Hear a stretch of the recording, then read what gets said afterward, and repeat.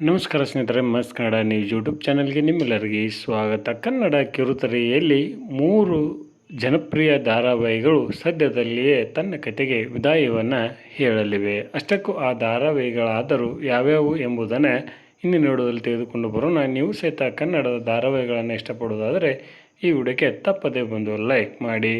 ಕನ್ನಡ ಕಿರುತೆರೆಯಲ್ಲಿ ಅನೇಕ ವಾಹಿನಿಗಳಲ್ಲಿ ಜನಪ್ರಿಯ ಧಾರಾವಾಹಿಗಳು ಪ್ರಸಾರವಾಗುತ್ತಿದ್ದು, ಕೆಲವೊಂದಿಷ್ಟು ಜನಪ್ರಿಯ ಧಾರಾವಾಹಿಗಳು ಇದೀಗ ಅಂತ್ಯವನ್ನು ಕಾಣುವ ಸಮಯ ಬಂದಾಗಿದೆ. ಹೊಸ ಧಾರಾವಾಹಿಗಳಿಗೆ ಅವಕಾಶವನ್ನು ಮಾಡಿಕೊಡಬೇಕಾದ ಅನಿವಾರ್ಯತೆ ಇರುವುದರಿಂದ ಈ ಧಾರಾವಾಹಿಗಳು ತಮ್ಮ ಕತೆಗೆ ವಿದಾಯವನ್ನು ಹೇಳಲಿವೆ. ಉದಯ ವಾಹಿನಿಯಲ್ಲಿ ಸೇವಂತಿ ಧಾರಾವಾಹಿ, ಕಲರ್ಸ್ ಕನ್ನಡ ವಾಹಿನಿಯಲ್ಲಿ ಭಾಗ್ಯಲಕ್ಷ್ಮಿ ಧಾರಾವಾಹಿ, ಅದೇ ರೀತಿಯಾಗಿ ಜಿ ವಾಹಿನಿಯಲ್ಲಿ ಶ್ರಾವಣಿ ಸುಬ್ರಹ್ಮಣ್ಯ ಧಾರಾವಾಹಿಯು ಸದ್ಯದಲ್ಲೇ ತಮ್ಮ ಕತೆಗೆ ವಿದಾಯವನ್ನು ಹೇಳಲಿವೆ.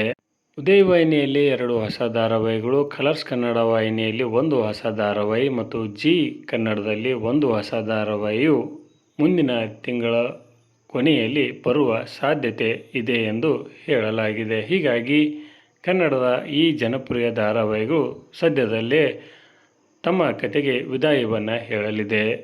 ಇದರ ಬಗ್ಗೆ ನಿಮ್ಮ ಅನಿಸಿಕೆ ಅಭಿಪ್ರಾಯವನ್ನು ತಪ್ಪದೇ ಕಮೆಂಟ್ ಬಾಕ್ಸಲ್ಲಿ ತಿಳಿಸಿ. ಧನ್ಯವಾದಗಳು. ನಮಸ್ಕಾರ.